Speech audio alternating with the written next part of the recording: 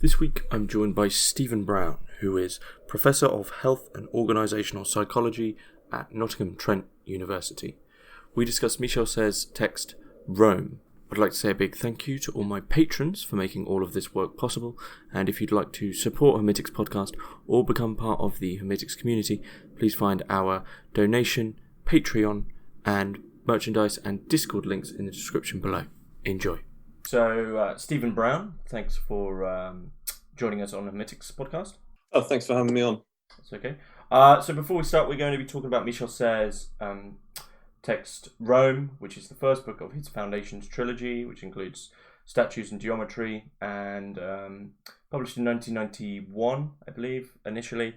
And it is a book of beginnings. But before we begin with that beginning, a little bit about yourself, what you do, and how you first came across the work of Michel Serres. Thanks. Well, I should say I'm trained as a psychologist, which is back in the day was considerably different to what it is now. When I was trained as a psychologist, you were doing a lot of very different things. Bear in mind, this is a time when there were very small class sizes in universities. So you'd be going to a lecture on information theory and the mind, then going to a class dissecting a sheep's brain, and then there might be training a rat in a Skinner box, and then you might go on to understand the origins of group conflict. You know, you can see in those things there's a very kind of Serres type enthusiasms. But one of the difficulties I subsequently found with psychology is you had to pick a side. So I picked the side of becoming a social psychologist, which is the sort of bottom of the pile, really, in the psychological pecking order. And I think that sort of picking a side, deciding that there was a particular approach that you had to take, was something I found quite problematic. And at the time, social psychology, and in particular kind of critical social psychology, was very dominated with ideas of language. And to me, the sort of emerging things I was reading about materialisms, and particularly from science and technology studies, about thinking about the role of objects in social relations. So it wasn't all about sort of language as shaping our reality. I think that led me to people like Bruno Latour in science and technology studies, and led me to reading Deleuze. And and this is before the Latour conversations with Serres came out. So there was this peculiar character, Michel Serres, who would appear in the footnotes or appear in some of the arguments, and I had no idea what on earth it was that this character was talking about. And I was in a compendium, marvellous bookshop, used to be in Camden, and discovered at random there this copy of the Hermes translations, which was, I think, one of the first sort of English translations of Serres' work. And I remember buying that and just feeling absolutely baffled by what this was about, but completely hooked by this sort of cycling between different topics, different approaches, mixing up different things. And I guess that sort of, it went from there with me, really. I came across a copy of The Parasite that was out of print that a colleague had on his bookshelf. And for me, The Parasite was really kind of crucial in tying together some of those things. And when I eventually came to Rome, it seemed to me that Rome was contextualizing a lot of the arguments in The Parasite in a very different way. So for me, Rome's always been quite a pivotal book in helping me get into the sort of complex world of Michel Serres.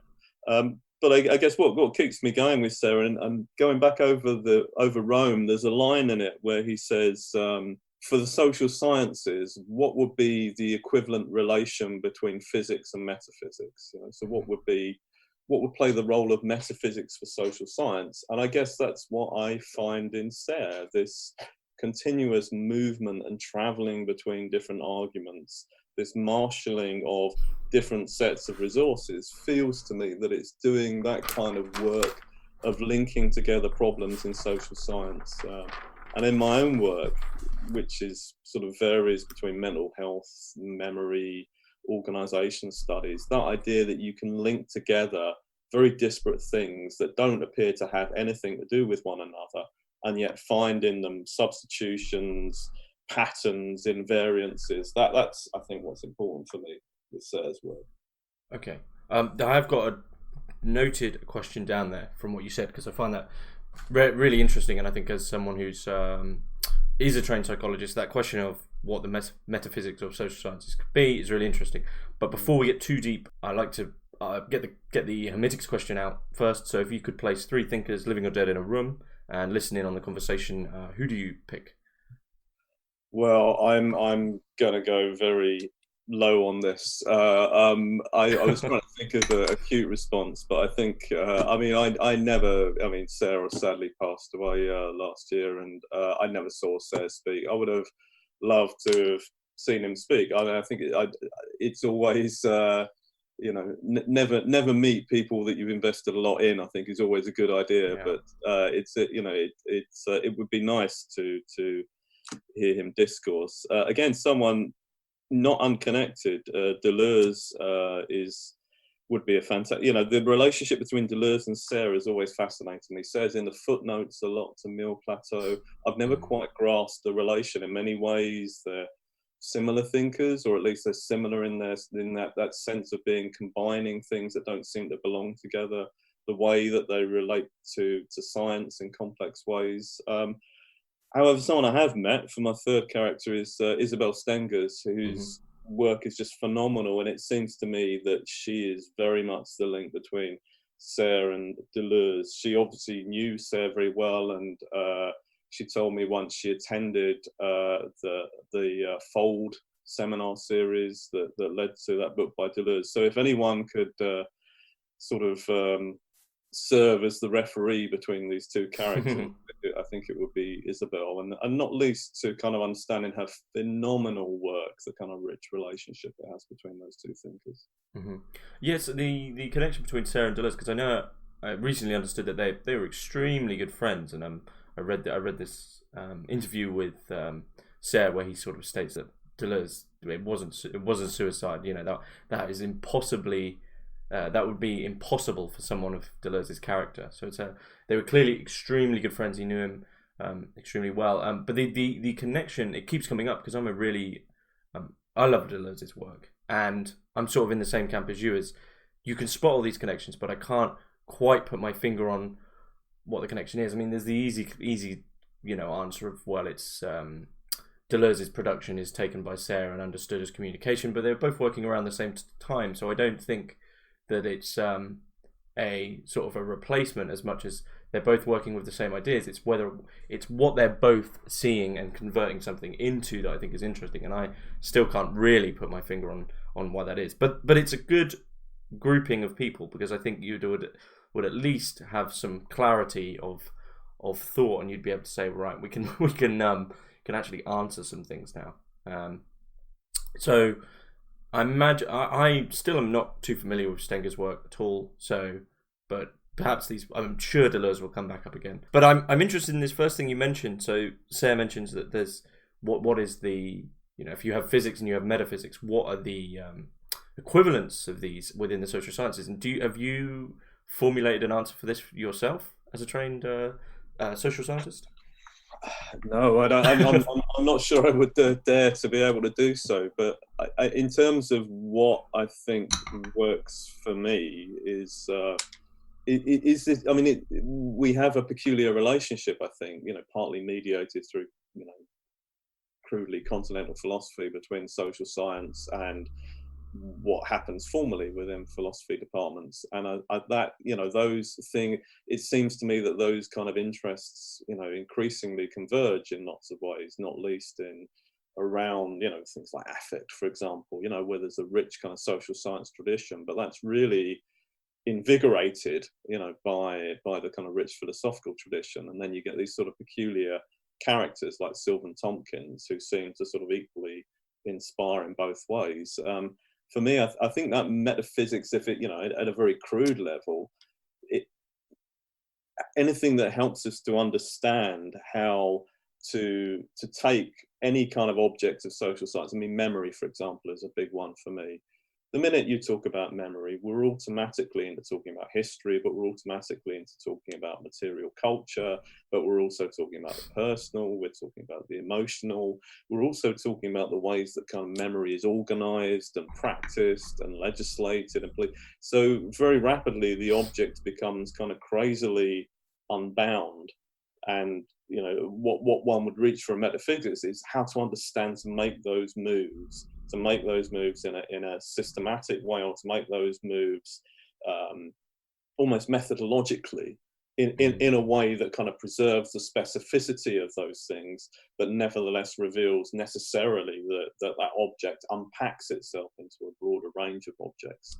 Mm-hmm. So I guess that kind of space that Serres is operating in, or that Latour is operating in, but albeit more from the sort of social science side, the ways of bringing together different kinds of process thinking, different ways of thinking about the relationship between spatialities and multiplicities.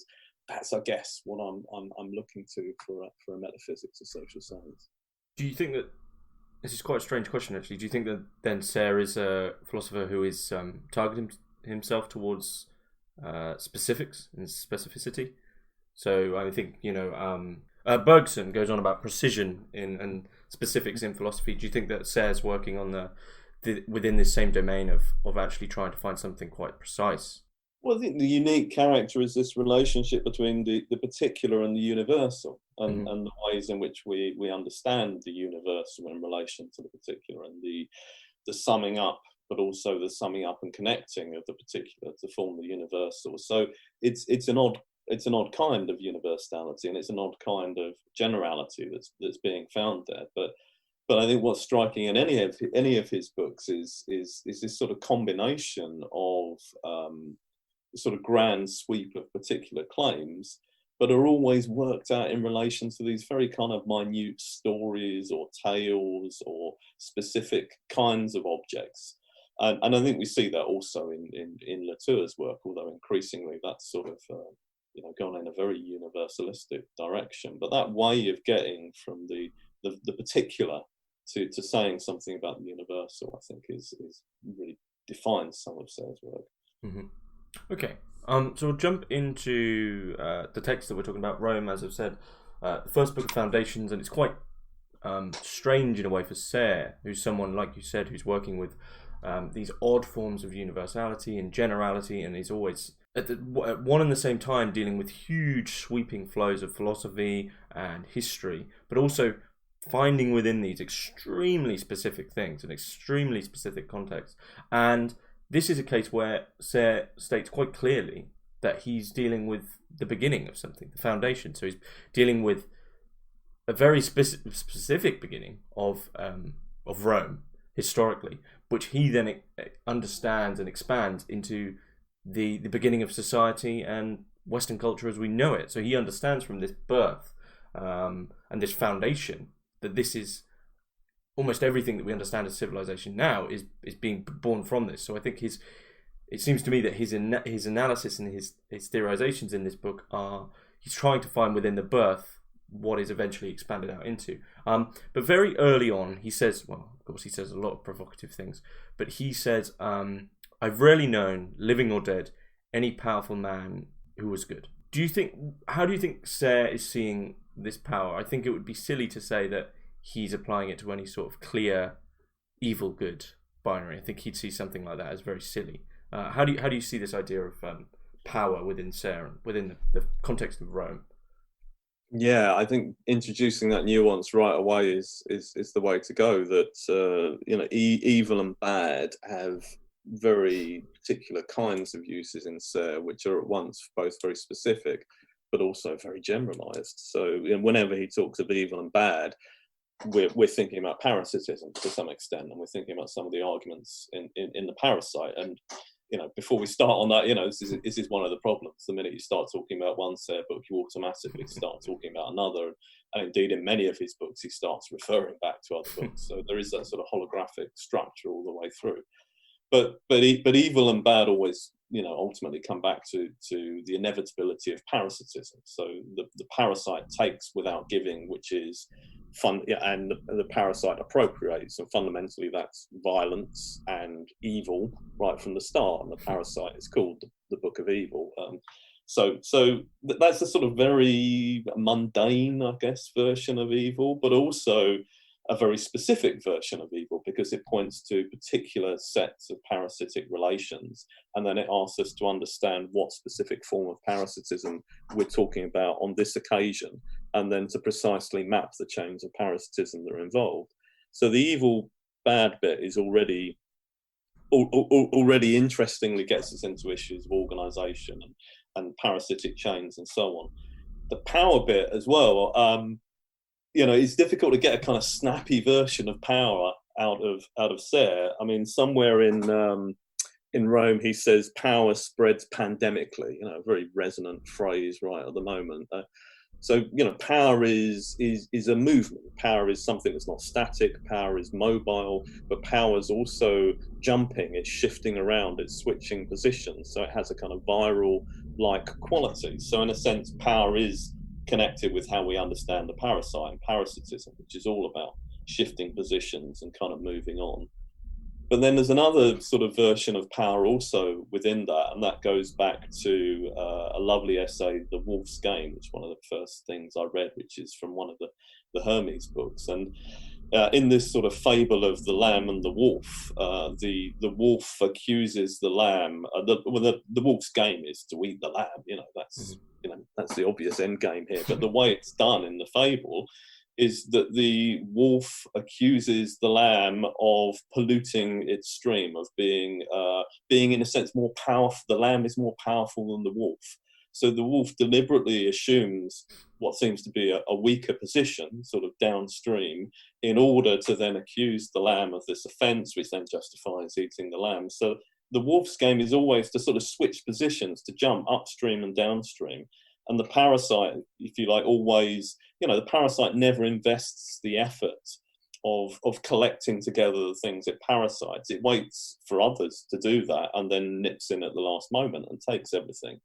But of course, it's difficult to always come last because another parasite is trying to jump after you. And this kind of story of the town rat and the country rat that goes on in the parasite about this continuous trying to jump towards the end of the chain.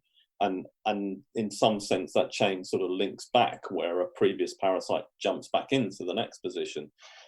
So power is this then continuous shifting of positions. It's a mixture of the wolf's game with parasitism. So again, it becomes a lot more difficult to sort of then operationalize that, or to think, well, okay, well, how, let me try and map that on then to, contemporary social relations or governance. It becomes far more difficult to work with than, say, a Foucauldian notion of power, but at the same time infinitely richer. And you think, well, let me then put that in a specific context of a particular form of parasitism in order to understand that.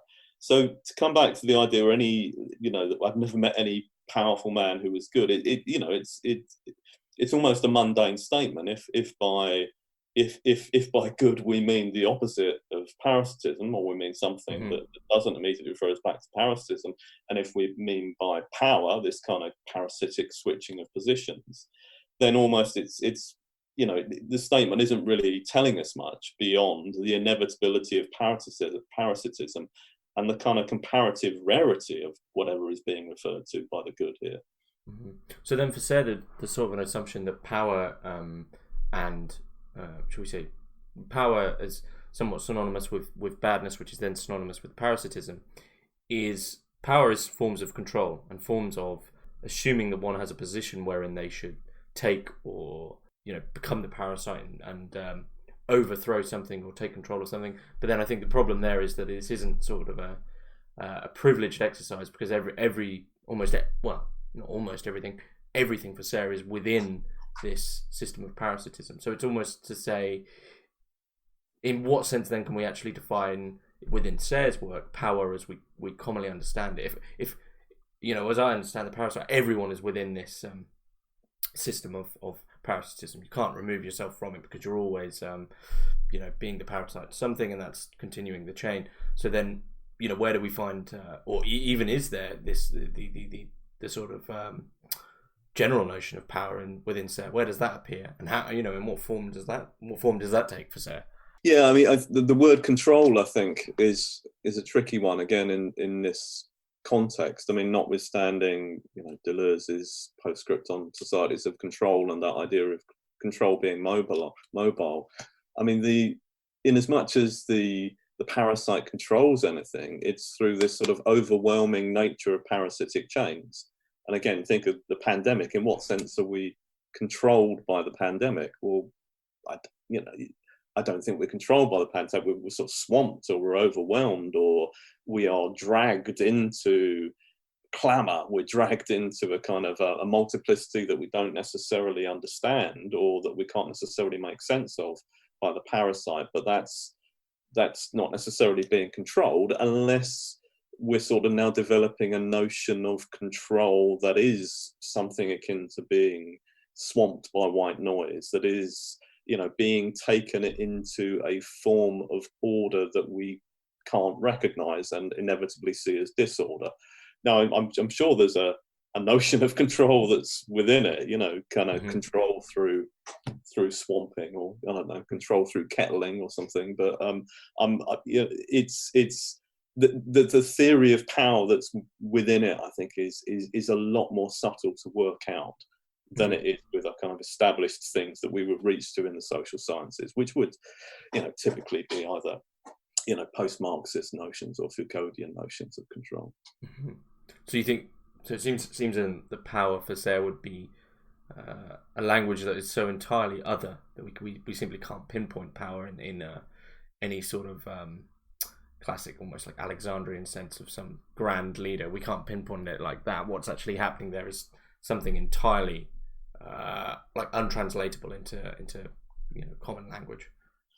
I guess it's untranslatable in the sense that it's difficult to translate the Earth or the Earth system into a kind of language of power and control. I mean, what is power for the Anthropocene? What would constitute power for the lithosphere?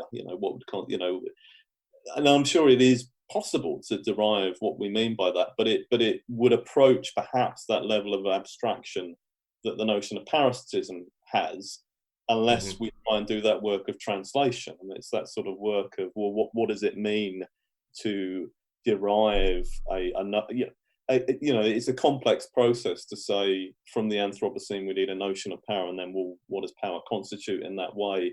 That sort of peculiar sort of back and forth, and that's, I think, very, very much a part of Serres' work, of translating from different domains of knowledge, different domains of practice, and what sort of happens through that continuous work of translation.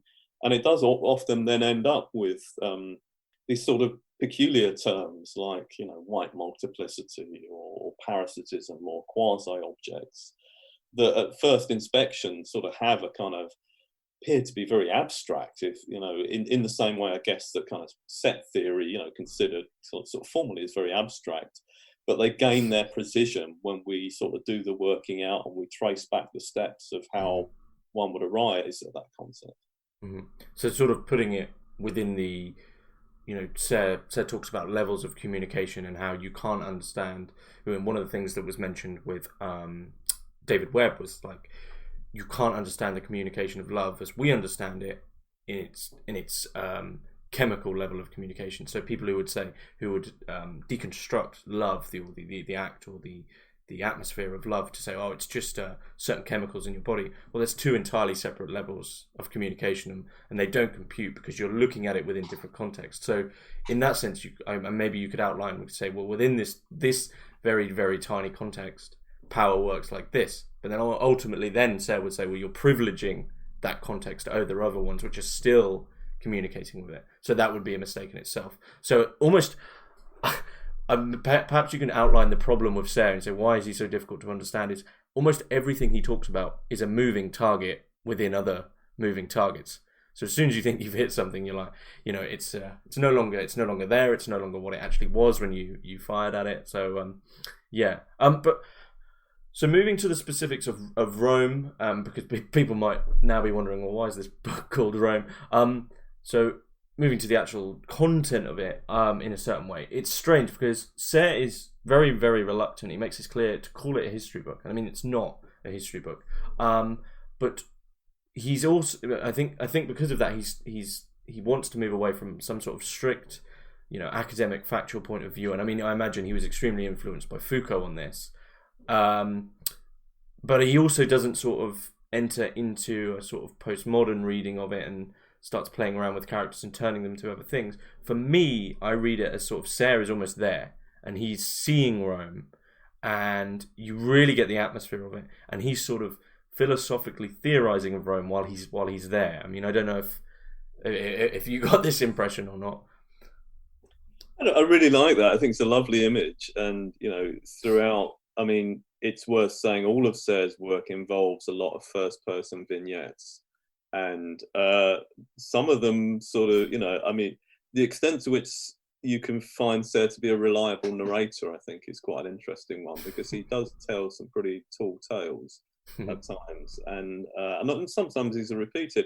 Undoubtedly, without sort of doing the biographic on it, undoubtedly, he travelled around a lot, and compared to someone like Deleuze, who wanted to stay in one place and go around the one day, the day in 80 worlds, so is more of a Jules Verne type character. He wants to travel, he wants to be on the move, and and in this book, I like the idea that in a sense he's on the move as well, kind of historically and temporally. So certainly there is a kind of vividness to the kind of writing, which approximates to first-person narratives. But we know it's a kind of completely unreliable first-person narrative. I mean, in a sense, it is a book about Rome, and it comes through reading this, Livy's books, the kind of classic mythologies of Rome. So in a sense, we're already clued in to the fact that that Rome is a pretext for working through some of these arguments. He's clearly interested in the specificities, and he engages in the minute detail of some of the stories that are in Livy's books. But at the same time, these are very much a sort of it's a way of working. It's a set of materials with which to construct arguments that might well work in the arguments that he's worked out in other kind of contexts. So Rome becomes a sort of experiment, if you like, for working this out, and the materials are Livy's texts. Just to go back to something you were saying earlier about, I mean, you have to, put some sort of scare marks around the kind of project of finding the origins of civilization in Rome.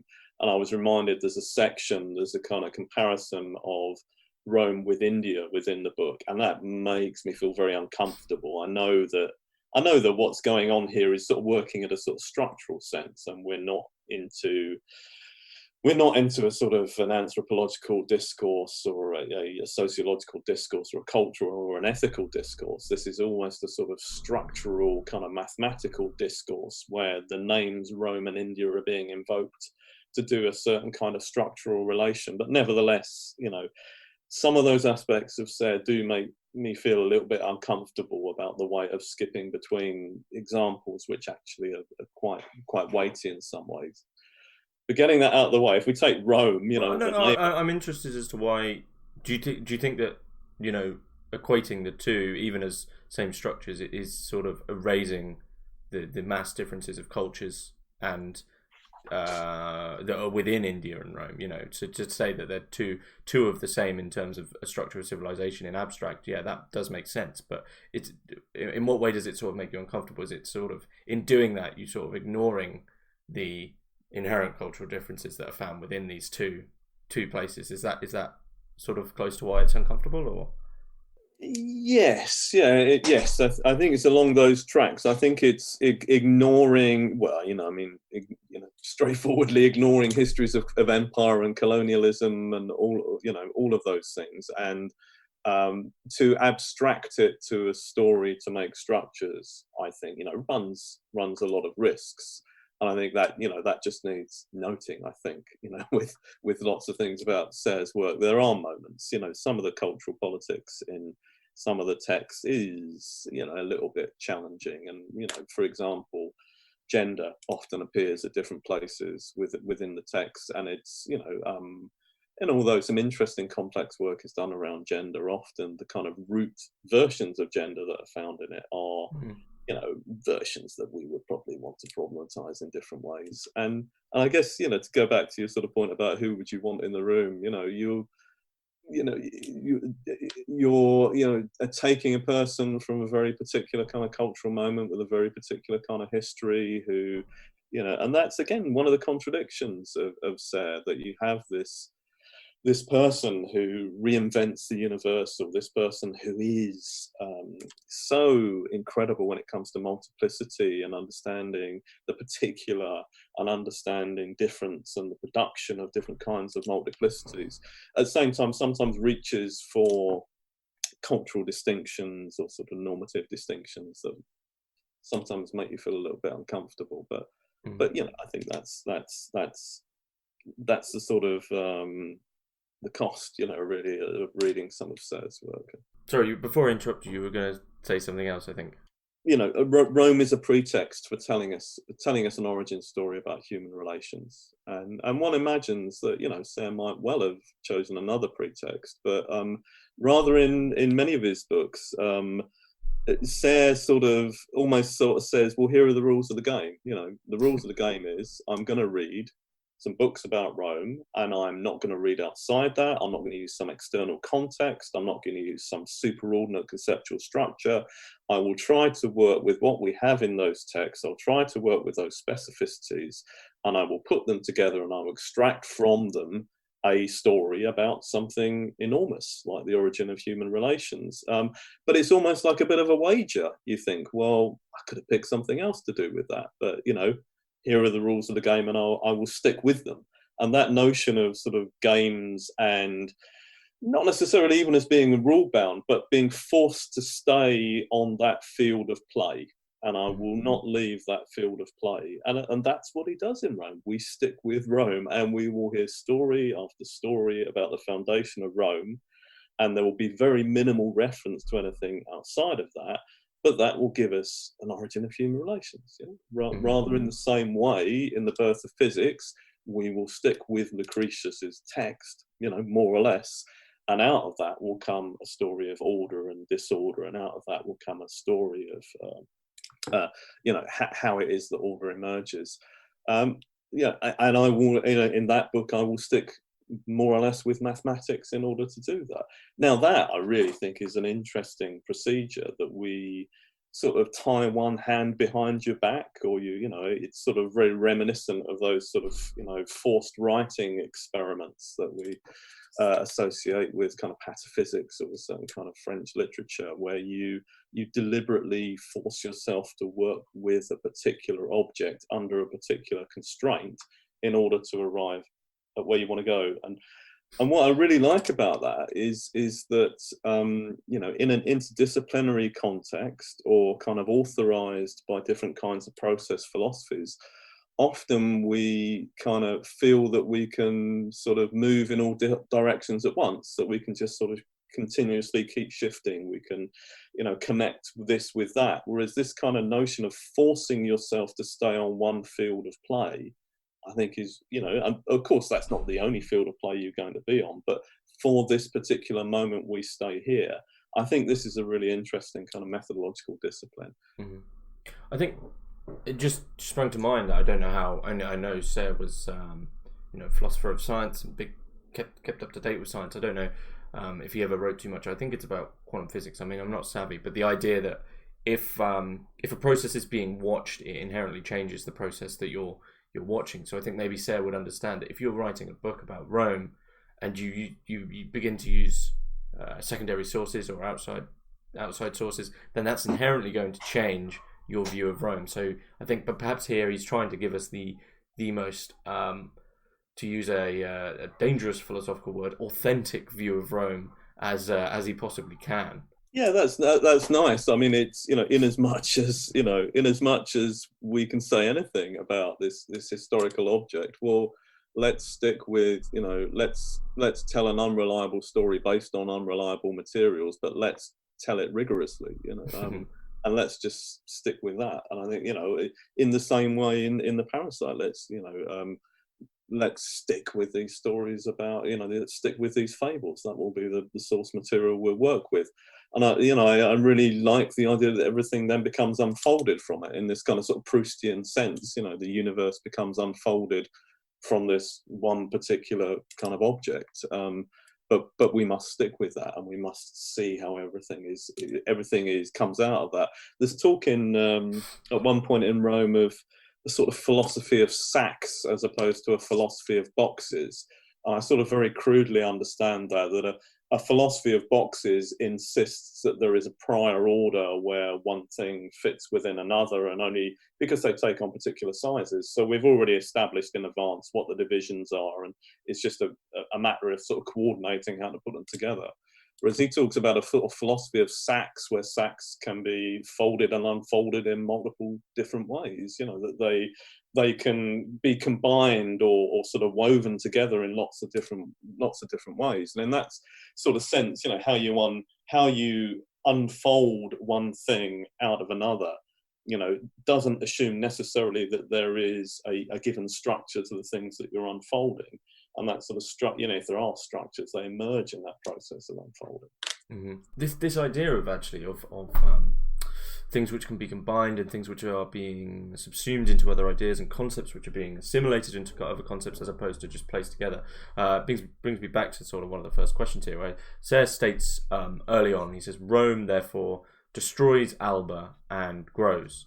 And this for me was Serres quickly bringing in his physics. He always brings in thermodynamics. I think he hates the idea that something can be outside of the cyclicity of time, and I don't think he likes he does not like the idea that something is immune to death. Like it's like Rome is this historical standpoint that's forever there, never ended. The same with Alba or Alba. I'm not sure how to pronounce it.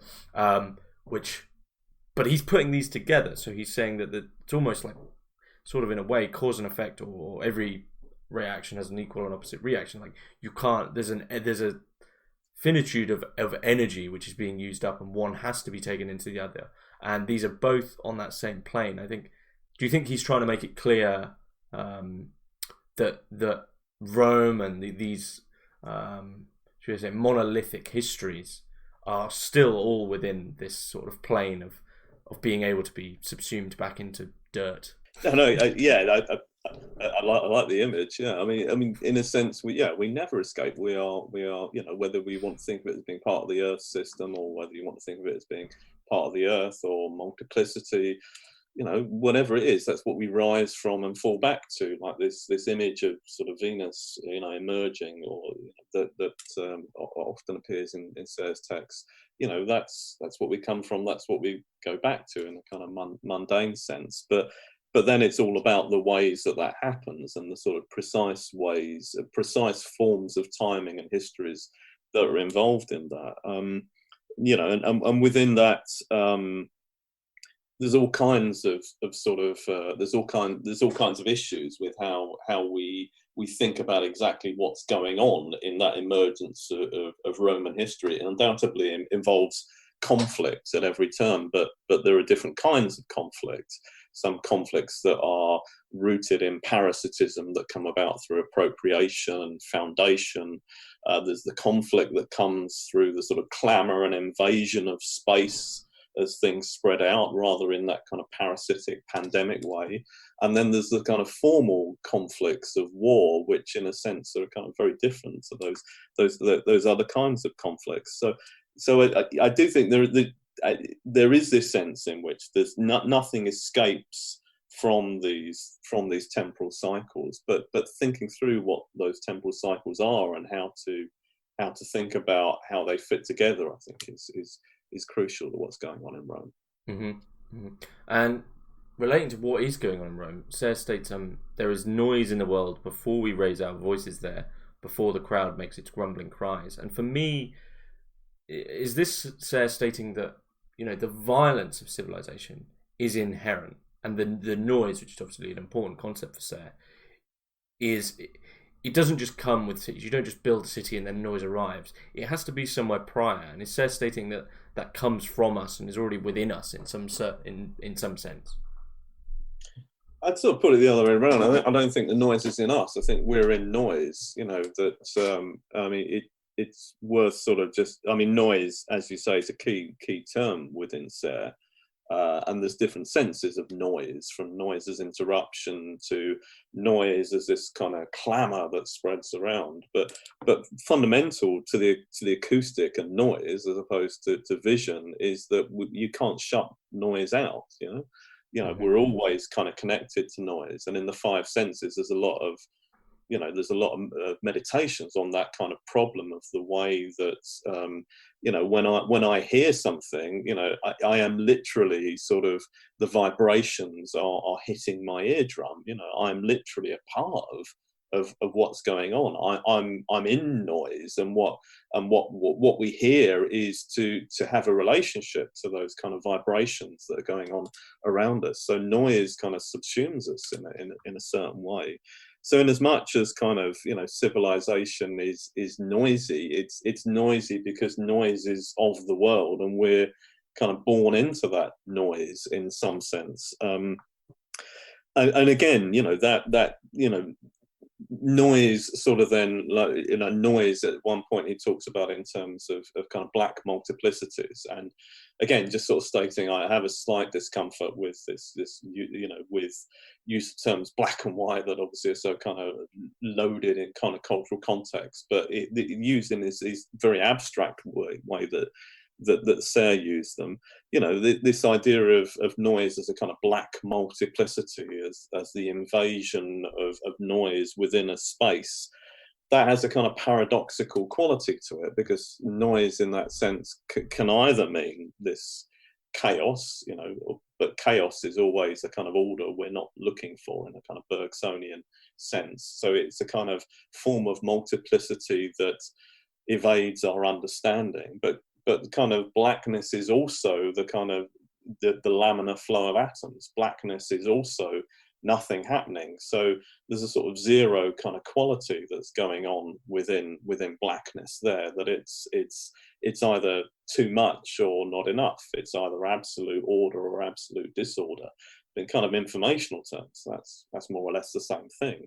They equate to being something that is, in one sense at the origins of civilization, but another sense it's just a mode of ordering that is inherent within civilization. It must be inherent to whatever we think of as individuality, but at the same time, it's not something that's kind of within us. It's something that in which we emerge as tiny little pockets. Mm-hmm. So the black box, then, you understand it as both like complete order and complete disorder, or is the black box just one of these forms? I mean, the black box. I mean, by referring to it as a black box, I think there's. I mean, it's a bounded. I mean, in the again, classically, we don't know what goes on in the black box. That's the sort of point. One of the points I take of the metaphor, that it might as well be complete disorder as complete order. The point is, it's a sort of unknowable form of organisation. But that sort of lies at the heart of collectivity. We don't fundamentally know what the collectivity is. It's both and at the same time, and it's the sort of something happens that then makes it into one thing or another. And that something happening, early on in Rome is the cave in which the stolen cows are hidden, where something comes out of that cave in the form of these hoof tracks. So the story goes that the cows are stolen, and then they're kind of marched backwards in order to understand the direction they're going. But eventually this is solved by Hercules, who works out they're in the cave, who then sacrifices the thief. And it's that sort of going into the cave and sacrificing the thief that then makes the black box of whatever's in the cave then go out, coupled with the sacrifice of the thief, take on a particular direction. Mm-hmm. So it's sense is all, sense and meaning is always direction. It's the box then is open and gives way to a particular kind of direction, or the collectivity then takes a particular kind of momentary form depending on what happens. So the black box then is sort of, if it outlines something, you say you could even take Rome as a black box in itself, and there's what's the black box problem is the idea, as I vaguely remember it, I might get it wrong, talking to a social scientist, but if the idea that those who are within the black box, they're doing their own thing, it's their own sort of level of communication, and the problem is for those who are outside the black box to understand. You can't understand what's going on in the black box if you're outside it. So it's the problem of it's almost Wittgensteinian in a way, of like, you can't understand the context that someone else is coming from until you've experienced that context yourself or been within it. So you're saying, so it seems to me then that the black box is sort of like, say, drawing a line around a level of communication, but stating that there is problems if you do that, because you're as soon as you do that, as soon as you say this is Rome, you're within a black box which you've created, and it's a certain level of communication, and you're cutting off other connections. Yeah, that's really nice, and I think that connects back to what you were saying earlier about love. You know, fundamentally, lots of human experiences involve the coordination of multiple levels of activity. Mm-hmm. Undoubtedly, within love, there is something going on physiochemically. There is something going on within my, there is something going on within my heartbeats. There is something going on, physiologically, and undoubtedly there's something going on neurologically, Mm-hmm. but more importantly, there's something going on in terms of contact between humans, and there's something going on socially and culturally. It's all of those kind of things at once. I think the question in Sarah is, well, there's lots of black boxes there, and do we understand through opening up every black box and saying, no, it's that bit that's the important bit, and that's classically what psychologists have wanted to do? Or do we say, no, it's actually about how the black boxes are connected up together, that we don't really need to necessarily understand what's going on within each one of them, but we do need to understand how the activity within each one is rectified and connected and transduced to the other sets of levels. And it's that transductive movement between them that's really important, So it's, we don't necessarily need to, I don't know, I guess classically one, I'm sure there are studies that do this, people who are in love, wire them up to an EEG machine and see how the heartbeat changes. That's not going to tell you much about love, but understanding the way that people take up their experience of what's happening in their body as part of the sweep of what it means to feel love, so how that is rectified and taken up in something else, that gets us closer, I think. And that's, I think, the Serres story then is, it's not necessarily about what's happening in the black box, which is to a certain degree unknowable, but what matters is how whatever has happened in the black box, and also how that black box has taken on something that it itself doesn't relate to, what the transductive movement is that links those various black boxes, is where then meaning comes, because that's direction. That's establishing a particular trajectory between those things. Perhaps it's interesting that you mentioned this, because I just spotted it. Perhaps that's where we were on about the connection between Serres and Deleuze at the start, and this is obviously more of a connection between Serres and Deleuze and Guattari. But the idea that if you to take these black boxes, and you mentioned there, which made me think of this, the idea, the way in which psychologists, they take one black box and they'll say, oh, you've got a problem with your serotonin reuptake or something along these lines, so it's to do with neurology, or it's to do with physiology or something like that, and they've got one black box. And this seems to me, this is what classical psychoanalysis did. It's the Oedipal context, the Oedipal complex, or it's something to do with your mother, or it's your superego.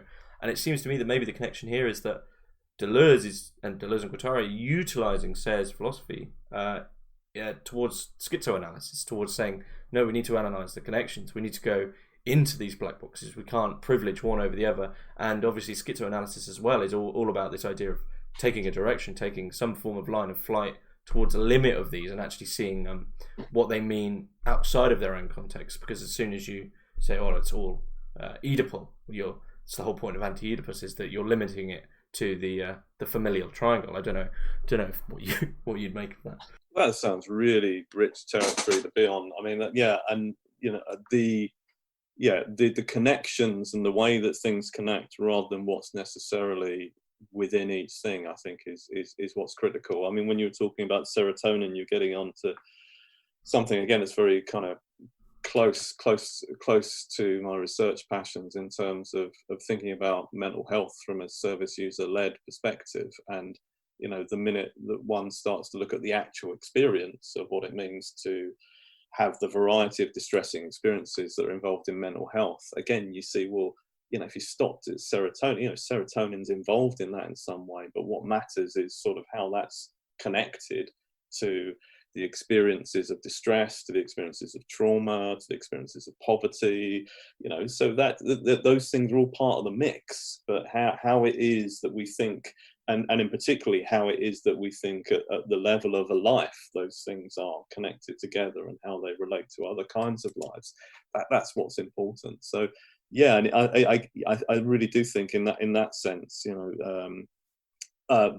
Deleuze and Guattari and Serres are kind of operating in similar ways, but also giving us a big challenge, isn't it? I mean, because they're requiring us to have a certain level of expertise in all of those things, and one of the things that's challenging in Serres, and particularly for a book like Rome, but also for a book like The Parasite, you often find yourself having to read those books with Google open the whole time in order to sort of track down the references or track down the allusions. And whilst Deleuze at least will normally do us the favour of giving a footnote, you're not going to get that in Serres.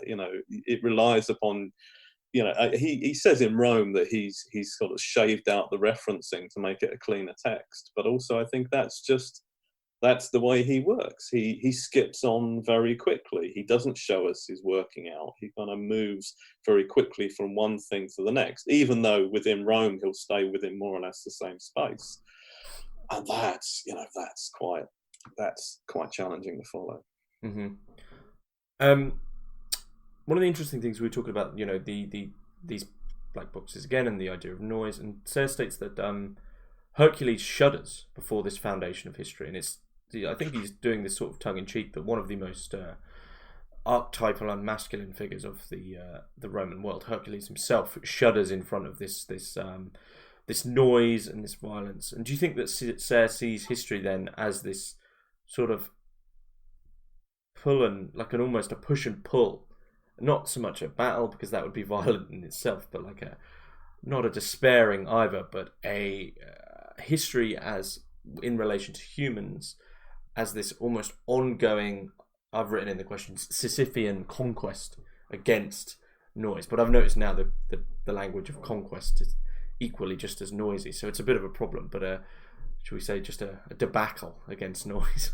Yeah, it's in as much as it's a battle that we're not going to win ever, because that sort of battle defines us. So I can see, the notion of the endlessness of that, and the repetition, and the kind of slight hopelessness of that. But if history, if what we call history is this kind of constant battle against noise, if history involves these kind of parasitic relationships, nevertheless within that there are, we only see it as hopeless when we don't actually recognize the logic that kind of runs through that battle against noise. And in as much as it's a battle, it's continuous shifting of positions, and within that there are kind of moments of incredible forms of order that emerge but collapse again. And it's but that sort of movement between different things, and that substitution between different positions, really is the stuff of living. It's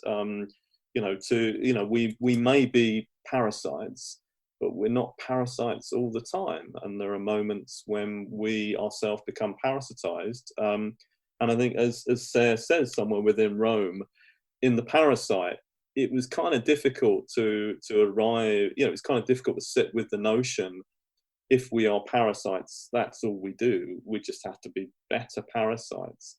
Whereas in Rome, he points to what was missing in that book was the idea of care as a form of parasitism, or care as a way of being parasitized. So he rather awkwardly calls it, I missed the role of the mother within The Parasite, in the sense that, caregiving relationships, or the relationships, with children are to allow oneself to be parasitized, to become a host for other parasites. And as much as life is parasitism, life can't exist without giving ourselves up to being parasitized. And in fact, the joys and pleasures of giving ourselves up to being parasitized, such as in caregiving relationships.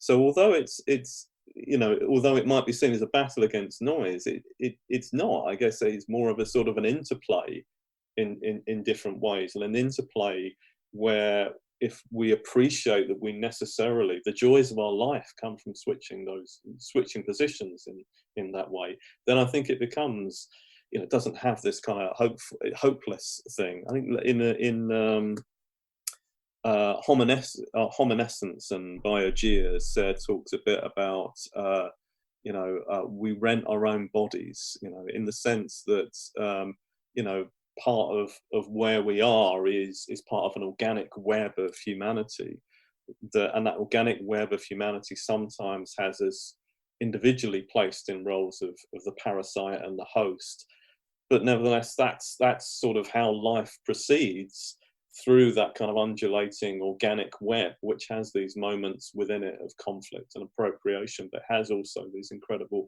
kind of moments of giving ourselves over to others in a way that kind of perpetuates relations of care. Mm-hmm. And this way of giving oneself over to it, this is almost the way that I read Rome, is to give yourself over to the history and to learn from it. And one of the peculiar things that you find in Serres, even though he's using generality and universality and these huge sweeping, thermodynamic readings of history, so there's something strangely practical in there. And there was a quote that sort of, for me, and maybe I'm misreading it, I usually do with Serres, is sort of reminiscent for Marx, and he says, "May the philosophy of history be founded on prescription." And it seems to me that Serres is promoting a philosophy which is understanding as opposed to a historical analysis. This idea of prescription, for me, assumes that if you prescribe something, it's because you wish to prevent something, or you wish someone to learn something prior to the event happening. What do you think it is from this philosophy of prescription with regards to history that Serres wants us to learn or to understand or even prevent? I mean, to begin with the word analysis is always a tricky word within Serres. I mean, he often sort of sides analysis with cutting and with destruction and with division, and although, that, parasitism involves creating those divisions and exclusions, analysis is for him a really problematic strategy for wisdom. So analysis always involves this kind of cutting apart, whereas his preferred strategy is multiplying the connections or multiplying the bonds. So there's a repeated image in his books of mountain climbers, sort of roped together. And I think for him, that's the kind of preferred mode of what it is to generate knowledge, is multiplying those kind of bonds. But those bonds, like the mountain climbers roped together, those are bonds that are both, create dependence on others, but they create dependence on us. We enter into, there's a kind of a risk, when you're attached to others in that way. But I think for Serres, it's the multiplying of those attachments, so that, ultimately we become multiply attached to everything, or multiply attached to as many things as possible. That for him is the notion of where wisdom goes. But if that's the sort of strategy, I think kind of what we're learning from being attached to Rome and being attached to the various events in Rome is about the role of objects in what constitute us. So Rome is the first object, but by object, the status of the objects, has multiple different versions in Rome, but multiple different versions in Serres' work. But the key idea is, what we call subjectivity, what we call collectivity, is the product of the circulation of objects, and the history of humanity is that we, to have discovered what we are through the way that objects are deployed within social relations. So again, another repeated trope within Serres is the rugby game, and we think the rugby game is a matter of the rules, or it's a matter of how the team plays. But he says, no, it's a matter of how the ball moves. It's the ball that distributes the game. It doesn't so much matter what the rules are or who's playing or what the teams are. It's the ball and the way that the ball moves that's establishing who's going to be the winner, who's going to be the loser, how the game will unfold, and so on. And so that the ball is then this peculiar kind of object, and he'll call it a quasi-object. And kind of what he means by that is it's it's not an object in the mundane sense, because it has this very particular role then of distributing the positions around it. It demonstrates not perhaps what we would call intentionality, but the ball's doing something, and the ball is achieving effects on the collective through which it moves. And that way in which then objects have those effects on human collectivities is the invention of Rome, as he puts it. And indeed, Rome itself becomes an object that, when we think about human collectivities, is the instance of understanding the peculiar way in which at the heart of humanity is objects. At the heart of what we take to be human are objects. And that's a really interesting lesson, because that's a lesson in humility, because that also then suggests to us, well, our relationship to the material world, our relationship to the objects is at the foundation of what, it cuts apart that notion that humanity has somehow lifted off from the world around it. We have depended on objects and other species and the things that we parasitize to be what we are. And if we imagine that somehow we aren't dependent on them, and they conversely not dependent on us, then that's precisely where the sort of tragedy of humanity or of our destruction will come from. So do you think that in relation to Rome, then there's an idea in the subject-object relation that we believe that sort of this idea of Rome is reliant on us, but truly we're reliant on structures such as Rome. We're reliant on these structures. Seems to me that idea of the object there being placed is actually the subject being almost demoted and being made secondary to objects. Well, except that, in a sense, we play objects.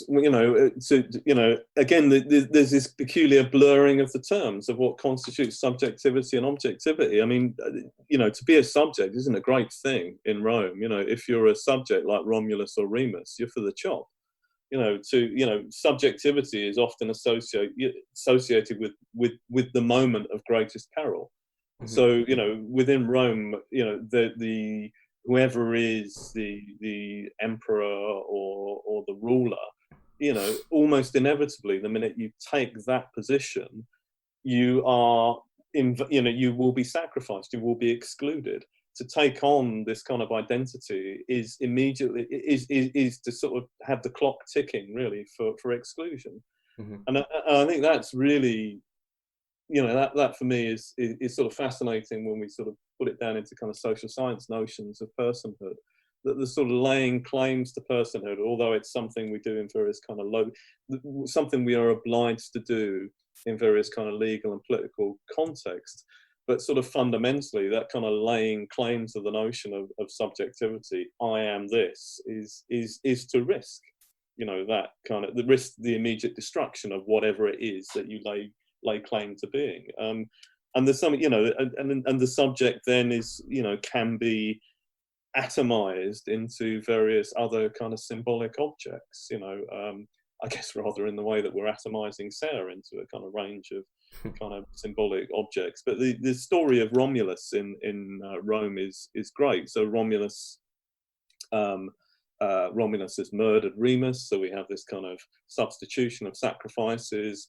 And then Serres tells the tale of how there's a storm and Romulus is talking in this swamp, and then when everything, and then there's a kind of chaotic scattering, and then Romulus has disappeared, and then the story gets about that he's been torn to pieces, by the ruling class within Rome, who've all run off carrying a little piece of Romulus's body. And this idea that you've sort of divided, you've kind of chopped this thing up. You've chopped out. You've chopped up this thing into component parts. It's become excluded and discarded. By that exclusion and being discarded, because that act holds together the collective in some way. Mm-hmm. So that sacrificial act, and this is where Serres relates to people like René Girard and scapegoating.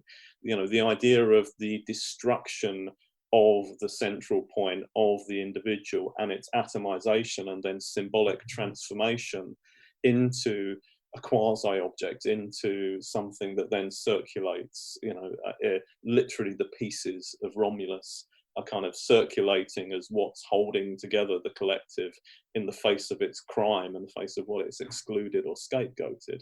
That then becomes that's again the invention of the object. That the literal sacrifice becomes the sacrifice of the literal sacrifice becomes symbolically transformed into these things that we throw away in order to make us what we are. Wow. So, as a social scientist, how do you is that something that you sort of can use and understand in a social science perspective? Yeah, I think the notion of the quasi-object and the notion of reversibility like that, I think is incredibly useful, incredibly helpful. I mean, I think analytically for me, when you look at the way the apparently weakest bits sometimes of a system are treated as the strongest bits, and this oscillation between their inclusion and exclusion, that's a very rich territory for me. A long time ago, with a colleague, I studied neonatal care. So this is where desperately sick babies are being cared for, and one of the things we noticed in that setting is that doctors would often say things like, when they were making critical decisions about care for these very, very poorly infants, they would say things like, well, let's do this and let's see how baby gets on. Baby will tell us what will happen, or whether we've made the right decision. And you think, oh my goodness, you're effectively saying that the weakest bit of this whole practice is suddenly being sort of accorded the power to organize all of these things. Mm-hmm. And this sort of play of inclusion and exclusion and substitution, I think, is incredibly revealing. So I do think it's not a simple question of just taking bits of Serres and then sort of saying, okay, well, I'll use that to organize my empirical field. But that way of thinking, look for the substitutions, look for the connections, look for the inclusions, the exclusions. What is it that appears to be put into circulation that's helping keep these relations together? Mm-hmm. So you're always looking for something else. What's holding this collectivity together isn't its social bonds, or isn't some kind of joint sense of belonging, but it's something else that's circulating. And I guess, to use a very crude and unthought example, what we've seen in the past few days with statues being pushed into the sea, tells us something, doesn't it, about, the role of objects. Even if they don't literally move, they at least circulate culturally in the sense of kind of pass around an organized sets of relations. And the idea then that what's unfolding around Black Lives Matters and in the UK at least, and the kind of emergent sort of responses coming from the other direction, these coalesce around these statues. Mm-hmm. That's really interesting. And I think, one would come from a Serres kind of informed way of starting to think about that, would take those statues really seriously and the relations that go on around them very seriously, rather than just as instances where something else is being played out. No, I want to understand specifically what's going on around those statues. Wow. Unless there's, obviously we'll have missed out a lot, but unless there's anything key or unique to Rome which you think we should add in here before the end, is there anything you think we've like key that we've glossed over so far? Oh, I'm sure it's I'm sure it's endless.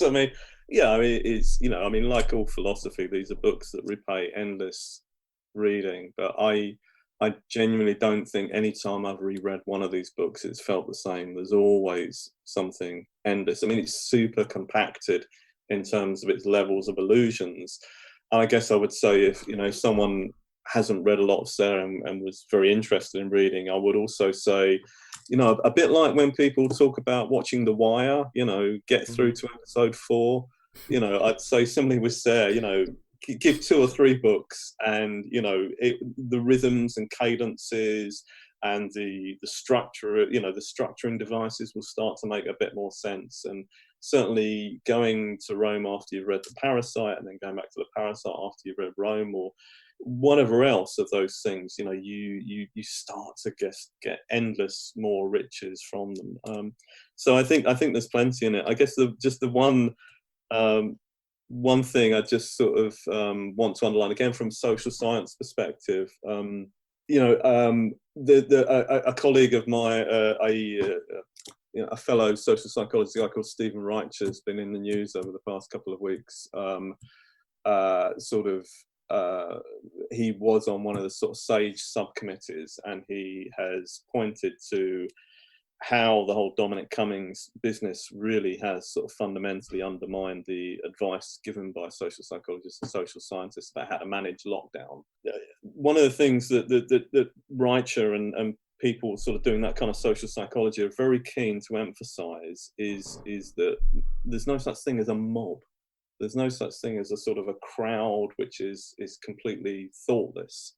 Crowds have micro processes going on within them, micro processes of coordination which are going on, where what looks to be chaotic is not chaotic. It's just not the order you were looking for, but there is an order to be derived from that.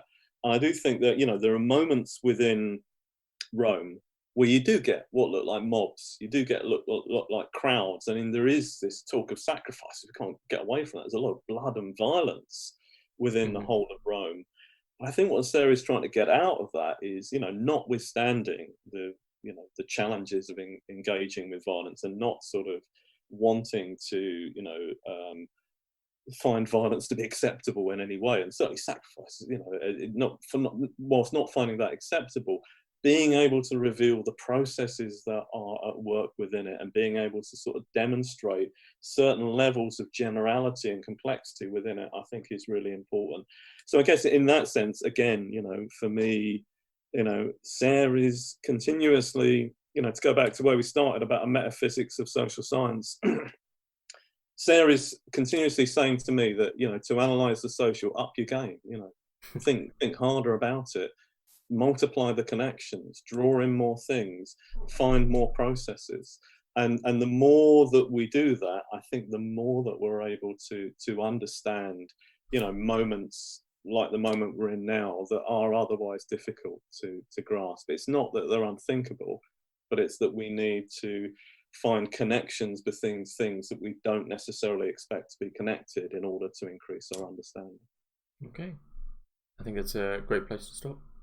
Thanks very much, Stephen. No, thank you.